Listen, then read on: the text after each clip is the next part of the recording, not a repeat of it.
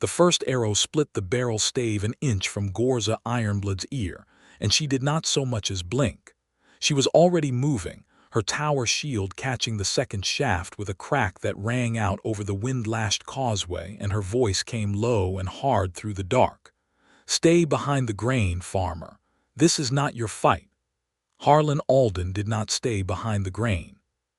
He came out of the low stone granary with a pitchfork in one hand and a storm lantern in the other, its light swinging wild across the mudflats, where three shapes crouched low against the incoming tide. The wind off the sea carried salt and rain sideways, flattening the grass along the spit, and somewhere behind him, the bees in their skeps were humming an angry, restless note, as if they too could feel the wrongness in the night. "They will put a knife in your throat before you reach me," Ghorza snarled. But she had already shifted her stance to put herself between him and the raiders, her broad shoulders squared, the muscles of her forearms taut beneath skin the deep green-gray of river stone. Rain slicked down the curve of her tusks. "Go back. It is my grain they are stealing," Harlan shouted over the wind, "and my land they are standing on. I will not hide in my own barn." One of the raiders broke from the shadows then, a wiry man with a hunting knife, and Ghorza met him with a sweep of her shield that sent him sprawling into the mud with a wet, undignified crash. The second loosed another arrow that went wide, and the third turned and ran the moment Ghorza roared, a sound that rolled out over the flats like distant thunder and sent gulls shrieking up into the dark. It was over in the space of a few heartbeats.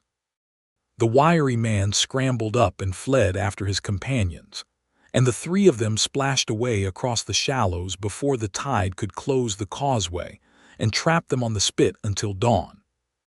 Harlan lowered his pitchfork slowly, breathing hard, rain running down his jaw.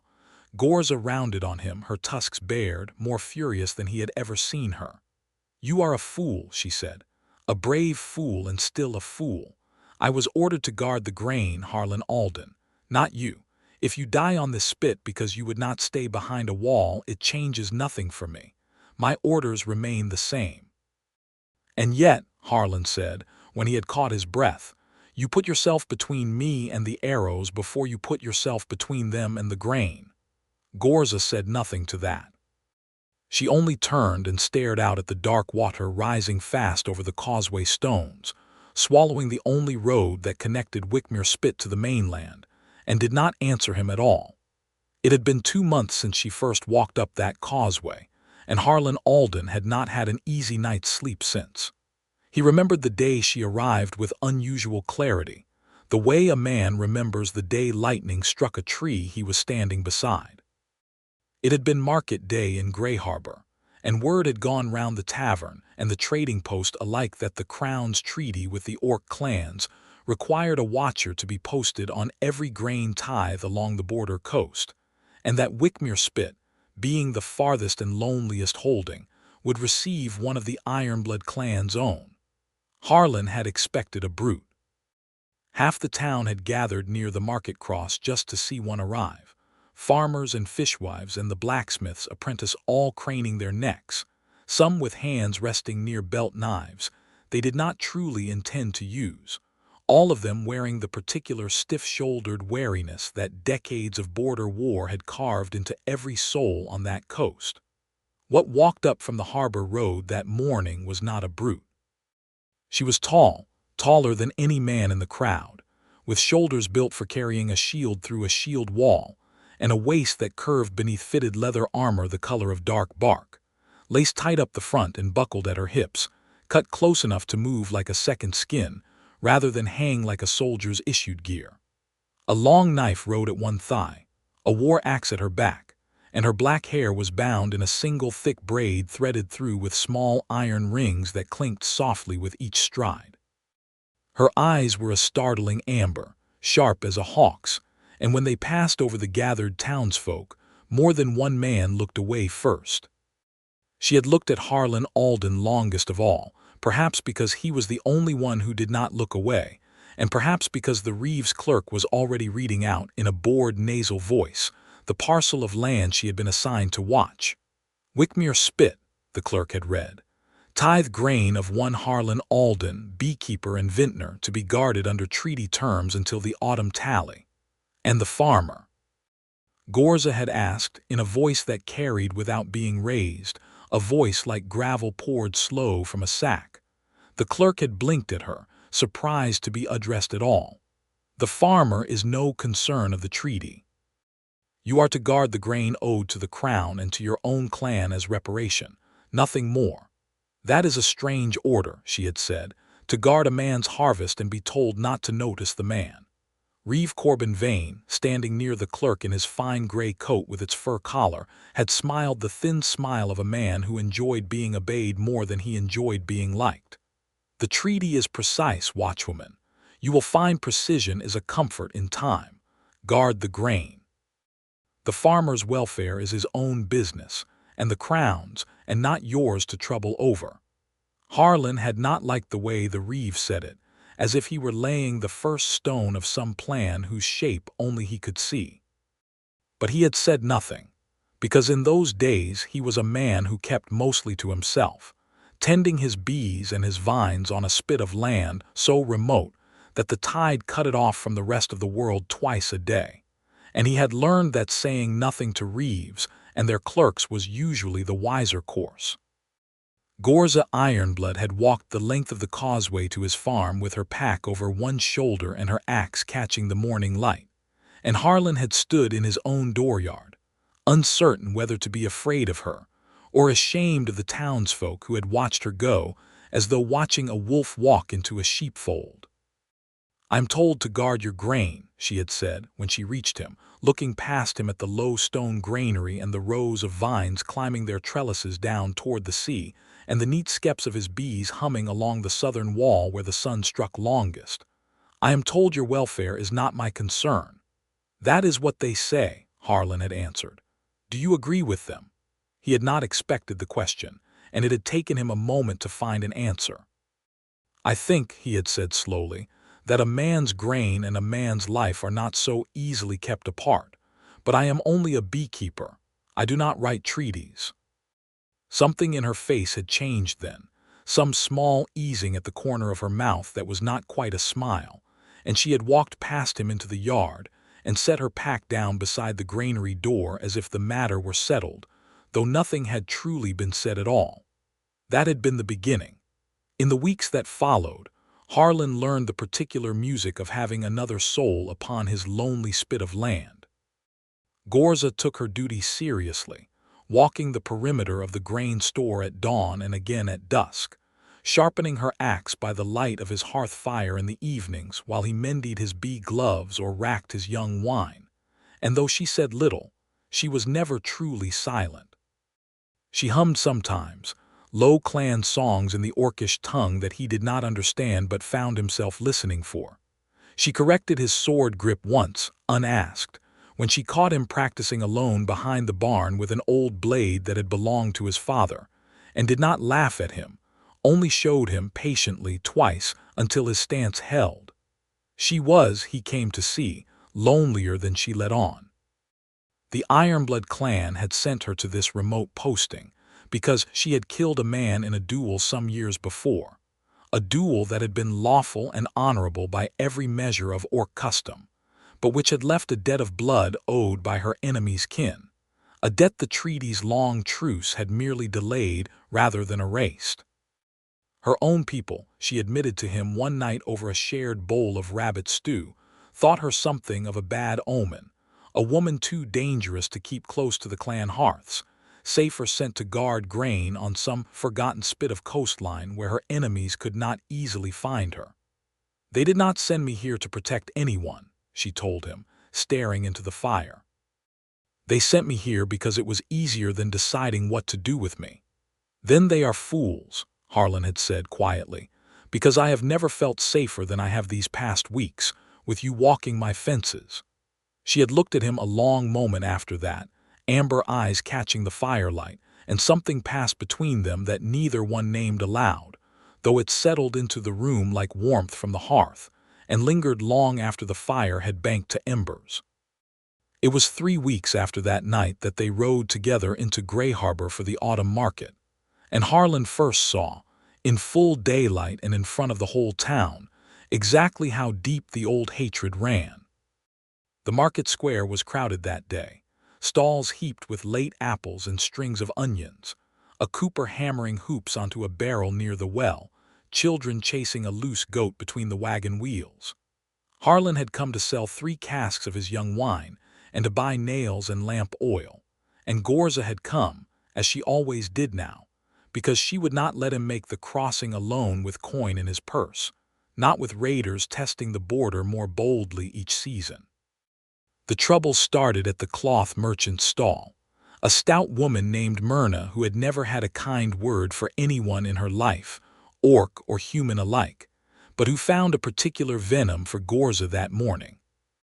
She refused to sell Harlan a bolt of good wool once she saw who stood at his shoulder, muttering that she would not have orc coin touch her goods, though Harlan pointed out mildly that it was his coin and not Ghorza's at all. "It is the same thing," Myrna spat, loud enough for half the square to hear. "You bring that thing into decent company, and you expect us not to notice. Her kind burned my sister's farmstead not 10 years past." "That was another clan in another war," Ghorza said, her voice even though Harlan saw her jaw tighten. "I have done you no harm." "You have done nothing but wait for the chance," Myrna said, and by then a small crowd had gathered, murmuring, some nodding along with the cloth merchant's fear, and Harlan felt the old cold dread settle into his stomach, the dread of watching something ugly gather shape out of ordinary people. "That is enough," Harlan said, and stepped forward, putting himself, without quite meaning to, between Myrna's stall and Ghorza. "She wears the treaty's mark. She has guarded my land and my life more times than I can count these past weeks, and she has done this town no wrong. If you will not sell to me because of who stands at my side, then I will take my coin elsewhere, and you may explain to the reeve why you have turned away a tithe-paying farmer over your own bad manners." It was the boldest thing he had said in years, and it surprised him nearly as much as it surprised the crowd. Myrna's face went red, but she said nothing further, and the little knot of onlookers dispersed, muttering, back to their own business. Ghorza did not speak until they were well clear of the square, walking the road back toward the causeway with the cart wheels creaking beneath their purchases.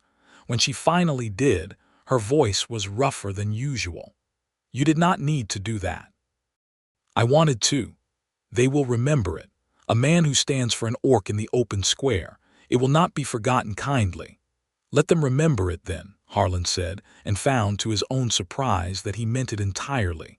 She was quiet for a long stretch of road after that, until they reached the place where the causeway path curved down toward the water, the tide still an hour from turning, gulls wheeling overhead in the pale autumn light.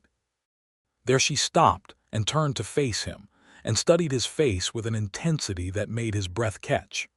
"Why," she said slowly, "would a man risk the good opinion of his own town for a woman he was ordered not to concern himself with?" Harlan swallowed hard, but he did not look away from her. "Because somewhere between guarding my grain and mending my fences, you stopped being a stranger to me, Ghorza Ironblood. I do not know when it happened. I only know that I would rather have the whole town's poor opinion than lose an hour of your company." For a moment she said nothing at all, and he feared he had spoken too plainly, too soon, that he had mistaken warmth for something it was not. Then she closed the distance between them in a single stride, cupped his jaw in one broad, calloused hand with a gentleness that seemed to cost her some effort to summon, and kissed him.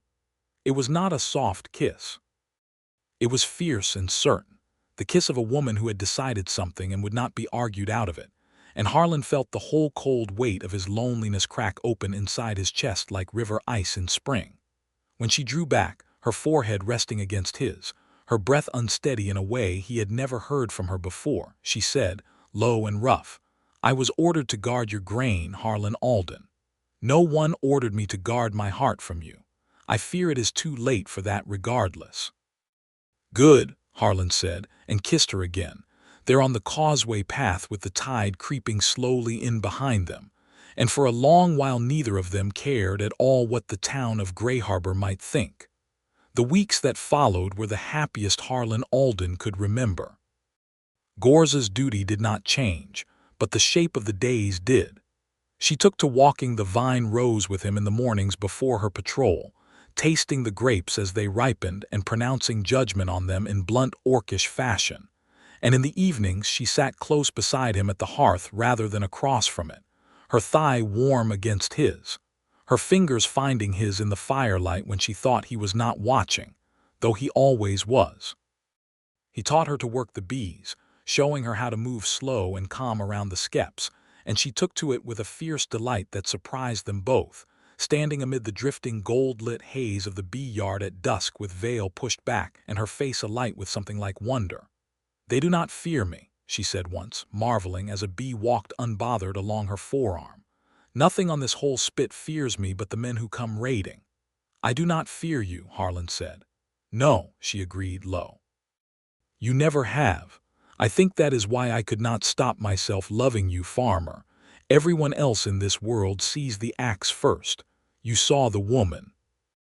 It was around that time that Reeve Corbin Vane began to visit the spit more often than treaty business strictly required.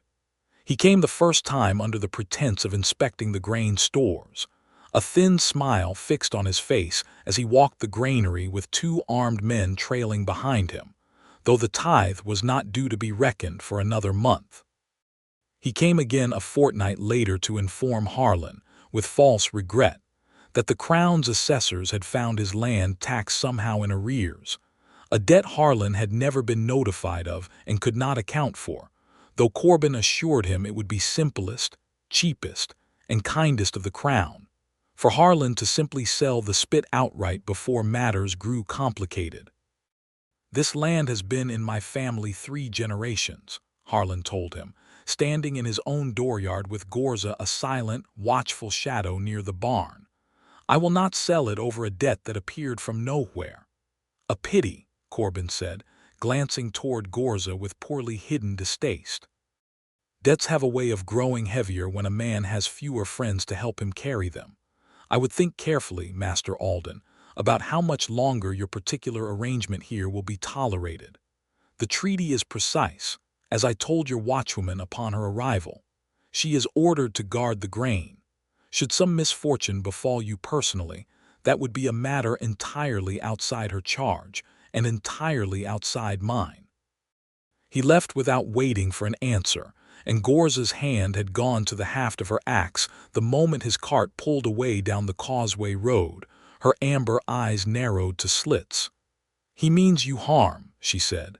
"He means to have my land," Harlan agreed. "Whether by debt or by worse, I do not think he much cares which." "Then he will find," Ghorza said, "that guarding the grain and guarding the farmer are not so easily separated as his precious treaty pretends." Neither of them yet knew how soon that promise would be tested, nor how dearly it would cost them both. The herald came on a gray morning 3 weeks later, riding into the market square of Grey Harbor on a horse lathered with hard travel, and blew a long, harsh note on a curved horn that Harlan had heard described only in his father's old war stories, a note that meant a formal challenge under Orc custom, older and colder than any Crown treaty.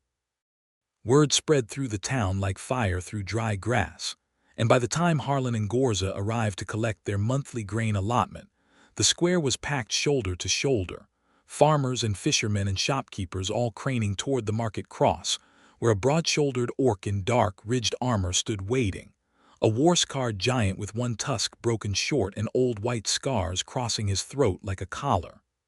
"Goreth Scarn," Ghorza breathed, and Harlan felt her whole body go rigid beside him. "You know him." "I killed his brother," she said quietly, "in fair duel 7 years past before the long truce was struck. Krull Scarn challenged me over grazing rights and died for his arrogance. Goreth swore blood hunt against me that same day, but the truce bound all such claims for 5 years to buy the peacetime to take root." Her jaw tightened. "The truce lapsed this past spring." Goreth's voice rolled out across the square, deep and carrying, speaking accented common, so that every human ear could understand him as clearly as every orc's. I call the huntrite against Ghorza Ironblood, slayer of my brother Krull, under the old law that no truce may erase, only delay. She is declared quarry from this hour until the tide turns twice. If she is taken before the second turning, she is mine to claim as blood price, and no clan nor crown may say otherwise. If she escapes me, the debt is paid in full and my claim ends forever. A murmur ran through the crowd, fear and fascination twisting together, and Harlan saw Reeve Corbin standing near the market cross with his arms folded, and a look on his face that was not surprise at all, but something closer to satisfaction, and understanding struck Harlan like a blow. This was no chance arrival. Corbin had known. Corbin had likely sent word himself, or allowed word to be sent, because a hunt that emptied Wickmere Spit of its watchwoman one way or another would leave Harlan Alden's grain unguarded and Harlan Alden's life entirely, conveniently, outside anyone's charge at all. "Hand her over," someone shouted from the crowd, a voice Harlan did not recognize, and it was as though the words unlocked something ugly in the square, because in the space of a breath the murmur became a roar. "She is not one of us. Let the orcs settle their own blood debts. Why should Grey Harbor burn for it? She has been living out on that spit with the beekeeper. Has anyone forgotten what she is?" Myrna the cloth merchant's voice rose loudest of all. "Give her to him and let this be done. We did not ask for her here in the first place." The crowd surged forward, not with weapons yet, but with a kind of collective hunger for someone else's danger to be resolved quickly and at another's expense. Hands reaching, voices climbing. And for one terrible moment Harlan saw the whole shape of what they intended. To seize Ghorza themselves, to drag her before Gorath and buy their own safety with her blood, treaty or no treaty, love or no love, and end the matter before it could touch a single one of their own tidy lives. Harlan Alden stepped in front of her. He had no weapon drawn, no plan beyond the simple, absolute refusal rising in his chest, and he spread his arms wide as though he could hold back a crowd with nothing but his own body and his own voice, and perhaps in that moment that was exactly what he did. "Touch her," he said, and his voice, to his own astonishment, did not shake, "and you will have to go through me first." "Get out of the way, beekeeper," someone jeered. "This is no business of yours." "It is entirely my business," Harlan shouted back, loud enough that even the men at the rear of the square fell quiet to hear him. "She has guarded this town's grain and this town's roads for months, while half of you slept easy in your beds. She has bled on my land defending a harvest that feeds this very market. I do not care what old law says she is fair prize for some blood feud she did not start. I will not stand aside and watch a crowd of frightened neighbors hand her over like a sack of grain to save their own skins." "She killed a man," Myrna spat. "In a fair duel, under the old law you are so eager to invoke now," Harlan said. "The same old law that says a hunt must be fought, not simply surrendered by a mob. If Gorath Skarn wants her, let him earn her the way his own custom demands. I will not let you take that choice from her to spare yourselves an uncomfortable afternoon." The square had gone entirely silent now, but for the wind snapping at market awnings and the restless stamp of Gorath's warhorse.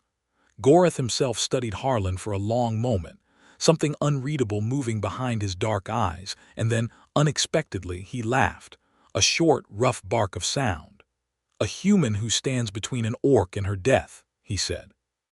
"I have not seen such a thing in 20 years of border war." He looked past Harlan to Ghorza, who had come up beside her farmer at last, her hand resting near her axe but not yet drawn, her face carved from stone. "Is this true, Ironblood? Does this small brave man belong to you?" "He is mine," Ghorza said without a flicker of hesitation, "as I am his. And you will not have me without a fight, Gorath Skarn, nor will you take him from me while I yet draw breath." Gorath's smile widened, showing his one broken tusk. "Good. A hunt with no fight in the quarry is no hunt at all, only slaughter, and I did not ride 3 days for slaughter." He raised his voice again for the whole square to hear. "The hunt stands as declared. 2 turnings of the tide. She may run where she chooses, take what aid she chooses, And if she stands upon this coast when the second tide turns, unclaimed, the debt of my brother's blood is paid, and I will trouble the Ironblood clan no more."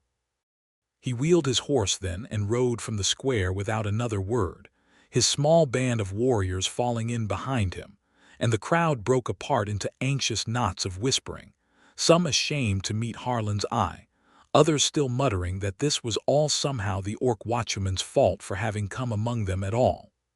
Reeve Corbin approached as the square emptied, his thin smile firmly back in place. "How fortunate," he said, "that the hunt will be run upon your own lands, Master Alden, given the tides. I do hope your grain survives the disturbance. Do recall, Watchwoman, your orders remain unchanged regardless of your personal attachments. Guard the grain." "The grain," Ghorza said, "and the man who grows it, both or neither Reeve vain. I have made my choice, and it is not the one your treaty tried to force upon me." Corbin's smile thinned but did not entirely vanish, and he said nothing more before walking away. And it was only later, much later, that Harlan understood the true depth of the Reeve's satisfaction that afternoon. For a hunt run across Wickmere Spit at the mercy of two turning tides was a hunt that might very conveniently drown a troublesome farmer along with an inconvenient orc, and leave the land free for the Reeve's own hungry ambitions. They walked back to the spit in near silence, the cart rattling over the causeway stones with the outgoing tide still low enough to cross, and it was not until they stood once more in their own dooryard, the bees settling for the evening in their skeps and the last light going gold and long across the vine rows, that Ghorza finally spoke what had clearly been building in her since the square. "You will leave the spit before the hunt begins in earnest," she said. "Take the cart, cross while the tide allows, and do not return until it is done." "No," Harlan said. Harlan, her voice cracked just slightly on his name, the first time he had ever heard uncertainty there. "This is not the raid on the causeway. Goreth will bring warriors who have hunted men across 3 kingdoms. I was ordered to guard the grain, not you, and for once in my life I find myself grateful for that order, because it gives me the excuse I need to send you somewhere safe while I do what must be done." "You are not sending me anywhere," Harlan said, stepping close enough to take her hands in his, calloused palm against calloused palm. "I told the whole square today that you are mine and I am yours. Did you mean what you said back to them, or was that only words to save your pride in front of an old enemy?" "I meant it," she said fiercely. "I meant every word. That is precisely why I cannot let you stay. If I lose this hunt, Goreth takes me and the debt is paid and life goes on for you, hard as that would be to bear. But if you are caught in the middle of it and killed, Harlan, there is no debt in this world large enough to pay for that. I could not live with it. I would rather lose to Goreth 100 times over." Harlan felt his throat tighten, but he did not let go of her hands. "Then we are at an impasse, Ghorza Ironblood, because I would rather face Goreth's whole warband at your side than live safe and whole on the far side of that causeway, knowing I let you fight for your life alone on my own land, defending my own grain, because a treaty told you that was all you were permitted to care about. I do not accept that order. I never did. I do not think you truly accepted it either, not since the first night you put your shield between me and an arrow that was never aimed at the grain at all." For a long moment she only looked at him, her amber eyes bright and fierce and for once entirely undefended, and then she pulled him against her chest and held him there, her chin resting atop his head, her heartbeat thundering hard and fast beneath his ear. "2 turnings of the tide," she murmured into his hair. "That is how long we have to survive together, farmer. Let us see that we do." They spent that night preparing rather than sleeping, and it was Harlan, not Ghorza, who first suggested the shape of a plan.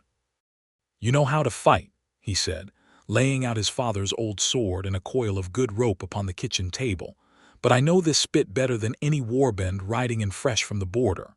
I know where the ground floods first and where it floods last. I know which paths the tide swallows an hour before the rest. If Goreth's men do not know this land, we can use that." Ghorza studied the crude map he sketched with a burnt stick on the back of an old feed sack, her brow furrowed in thought. "You would use your bees as well," she said slowly, tracing a line toward the southern skeps. "If we drove them toward pursuers at the right moment." "They will not sting me or you," Harlan said. "We have handled them gently enough that they know us. Strangers crashing through in armor, shouting, swinging blades. They will not be so patient." It was, Harlan reflected later, a strange thing to feel something like hope kindling in his chest on the eve of a hunt meant to end in his death or his beloved's captivity. But hope was exactly what kindled, fed by the sight of Ghorza bent over his crude map, with the fierce, focused light of a warrior building a battle plan, her braid falling loose over one shoulder, her mouth set in the same determined line he had come to love more than he had ever loved anything in his quiet, solitary life. Before dawn, with the tide still low and the sky only beginning to gray at the eastern edge, Ghorza came to him where he stood checking the last of the rope snares they had strung low across the vine rows, and without a word pulled him close and kissed him with a hunger that spoke more plainly than any vow. When she finally drew back, her forehead against his, her breath ragged, she said, "Whatever comes today, Harlan Alden, know that these past months on this spit have been the only true home I have known since I was a girl in my mother's tent. Whatever the old law says I am owed to Ghorza, I owe you my whole heart, and I will not let this day take that from either of us." "Nor I," Harlan said, and kissed her once more before the horns began to sound across the water, announcing that the hunt had begun. They came at mid-morning, 6 warriors under Ghorza's banner, wading the shallows where the causeway had not yet fully drained, their armor dark and dented from long campaigns, their faces grim with the particular seriousness orcish custom lent to matters of blood debt. Ghorza himself rode at their center, his broken tusk catching the pale sun, his eyes already scanning the spit for the woman he had sworn 7 years to claim. Harlan and Ghorza did not wait to be found. They drew the warband in exactly the direction they had planned, along the low southern path that ran past the bee yard, Ghorza moving loud and visible enough to be seen, drawing 2 warriors ahead of the rest into a dead run along the fence line where Harlan's rope snares waited hidden in the tall grass. The first warrior went down hard, his ankle caught and wrenched, and the second, scrambling to avoid his fallen companion, blundered directly into the skeps. The bees rose in a furious golden cloud, and the warrior's shouts turned instantly to panic as he beat at the air and stumbled back the way he had come, his companions cursing and falling back from the swarm, giving Ghorza and Harlan the space to slip along the hedgerow and double back toward the granary, exactly as they had planned. It was not without cost. A third warrior, quicker and more cautious than his fellows, circled wide around the bee yard and came upon them from the trellised vine rows, his blade already drawn, and only Ghorza's speed saved Harlan from a killing blow, her axe meeting the warrior's sword in a shower of sparks, the force of the block driving the man back a full stride. "Run for the tower," Ghorza shouted, meaning the old ruined watchtower at the spit's highest point, a crumbling relic of some earlier border war, chosen beforehand as their refuge because the ground around it flooded first and fastest when the tide turned, cutting it off from the mainland side of the spit long before the causeway itself went under. Harlan ran, not because he was afraid to fight beside her, but because he knew, with the cold clarity of a man who had spent months learning the rhythms of this land, that every minute they delayed brought the tide closer, and the tide was the one weapon on this whole spit that even Ghorza Skarn could not outfight. Ghorza held the vine row a long moment against the warrior's blade, trading blows that rang out sharp and hard across the quiet farmland, and Harlan, glancing back despite himself, saw her land a heavy blow across the man's shoulder that sent him sprawling into the mud, though 2 more warriors were already closing from the east, drawn by the noise, and behind them, unmistakable even at a distance, came Ghorza himself, riding hard, his war axe already in hand. They reached the base of the watchtower with the tide already beginning its long, hissing creep across the low flats, the water darkening the mud in long fingers that would soon join into an unbroken sheet. And Harlan turned to see Ghorza still 100 strides behind him, cutting down through the reeds with 2 warriors converging on her flanks. Ghorza! His voice cracked with terror he had not let himself feel until that exact moment.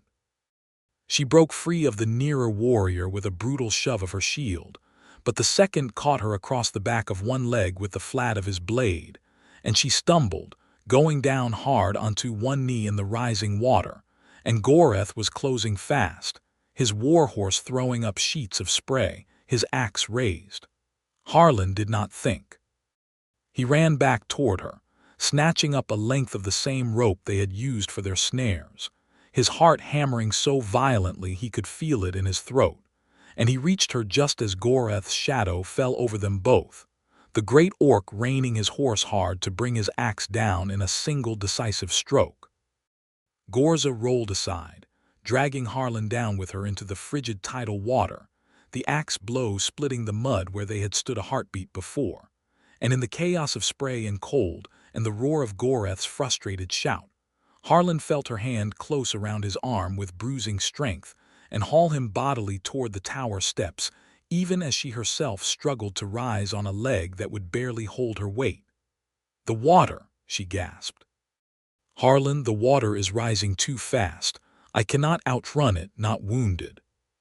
"Then we do not outrun it," Harlan said, half carrying her now, his shoulder wedged beneath her arm, both of them staggering the last few strides up the crumbling tower steps as the tide surged around their ankles, then their knees, cold and relentless, and rising with terrifying speed across the flats behind them. Ghorza's horse balked at the water's edge, refusing to carry its rider further into the flooding ground, and the remaining warriors, seeing the tide close in earnest around the tower's base, seeing the deep channel that would soon separate it entirely from dry land, called out warnings to one another and began to fall back toward the higher causeway path before they too were trapped. But Ghorza did not retreat. He dismounted, wading forward through water now at his thighs, his eyes fixed on Ghorza with the terrible single-minded hunger of 7 years waiting, and Harlan understood with a clarity sharp as the cold water soaking through his boots, that the orc chieftain meant to reach them even if the tide swallowed him whole trying. "Get up the steps," Harlan told Ghorza, pressing her toward the tower's broken doorway. "I will hold him." "You will die," she said, horrified. "I will not," Harlan said, though he had no earthly idea whether that was true, and he turned to face Ghorza Skarn with nothing but a length of wet rope and his father's old sword, planting his feet against the current that was already tugging hard at his knees. Ghorza laughed, though there was no cruelty left in it now, only a kind of grim, exhausted respect. "You would die here, beekeeper, for a woman not even your own kind." "She is exactly my own kind," Harlan shouted back over the rising water. "She is my kind because I chose her, the same as she chose me. Your law demands 2 turnings of the tide, Ghorza Skarn. Look around you. The first turning is nearly done, and she still stands unclaimed upon this coast." Ghorza's eyes flicked past him to the tower, where Ghorza had dragged herself up the last of the steps and now stood braced in the broken doorway, her wounded leg buckling beneath her, but her axe raised nonetheless, ready to fight to whatever end the water and the law allowed. The tide surged higher, sudden and hard, a great cold swell that struck Ghorza at the waist and nearly took his footing, and in that moment of distraction Harlan seized his chance, not to strike a killing blow, for he had no illusions about his own skill against a warrior of Ghorza's scarred experience, but to loop his rope hard around the orc chieftain's sword arm and haul with every ounce of strength his farmer's body possessed, unbalancing him entirely, sending him crashing backward into the surging water with a great splash.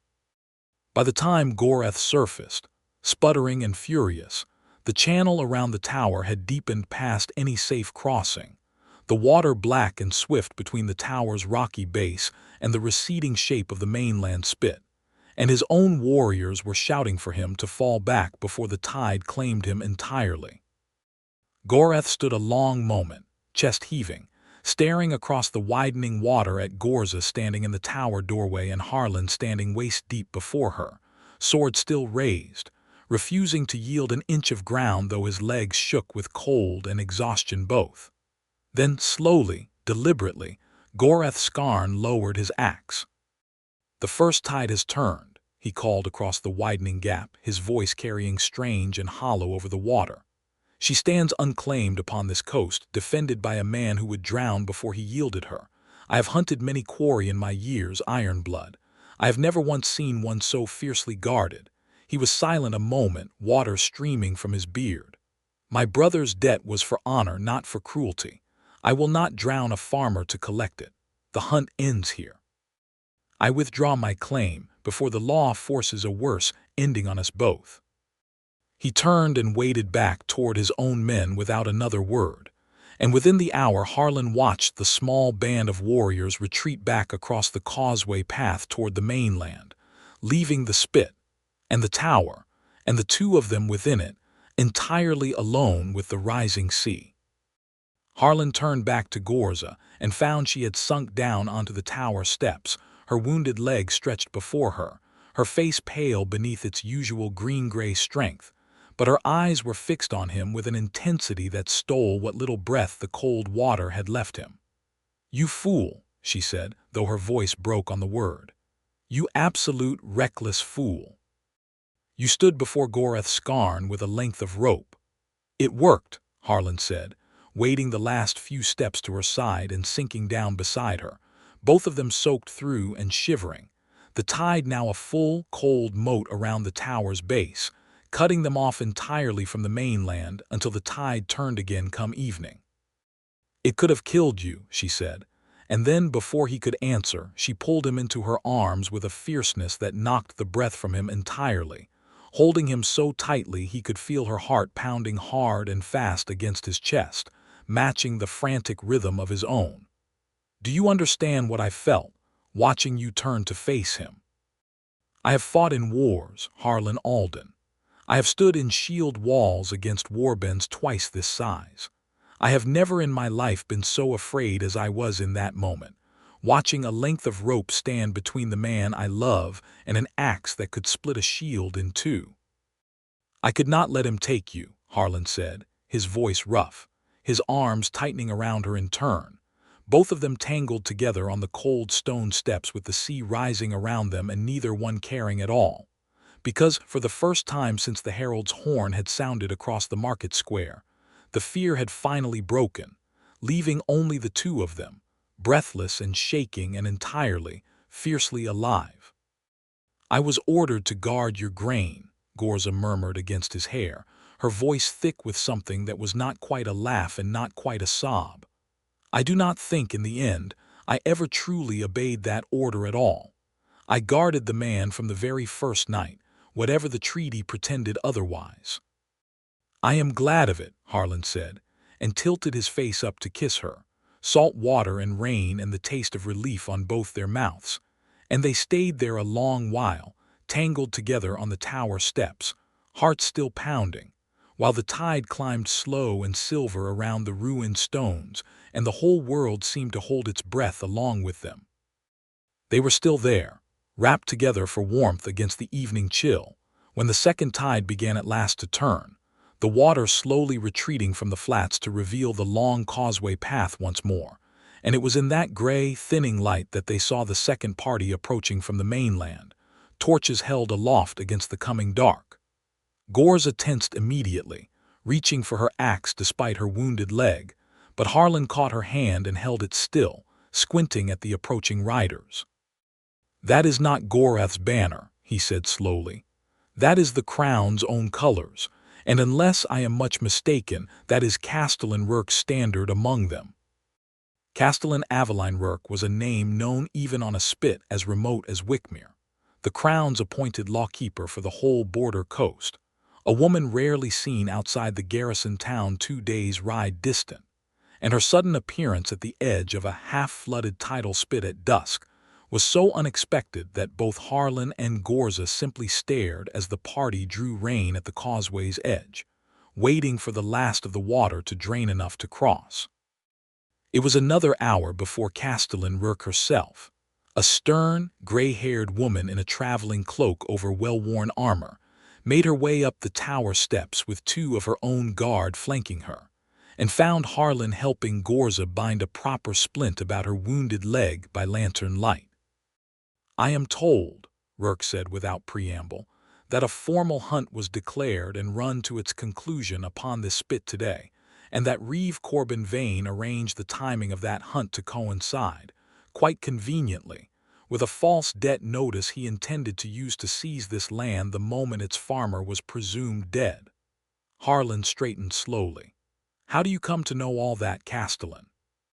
"Because Gorath Scarn himself rode 2 days to my garrison to tell me of it," Rourke said, with the faint, grim satisfaction of a woman who enjoyed watching corruption unravel itself. He said a farmer's courage shamed him into ending a blood feud he had nursed for 7 years, and that on his ride home he discovered, from a loose-tongued clerk in Grey Harbor, that the reeve who so eagerly hosted his hunt had also forged tax documents against this very farmer, hoping the hunt would conveniently remove him from the accounting entirely.